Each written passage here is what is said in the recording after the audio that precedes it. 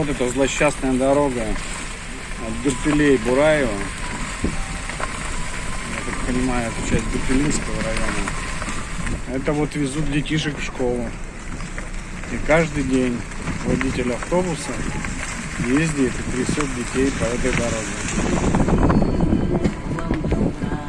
Из Бураева в сторону Хуеты.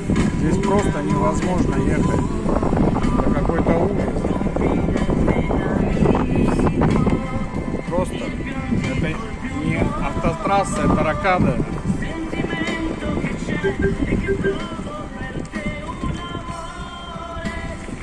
Ну как можно было принять такой мост?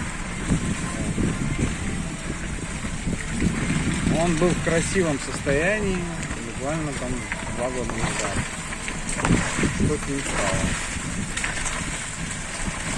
Стоят лужи, вода никуда не отходит.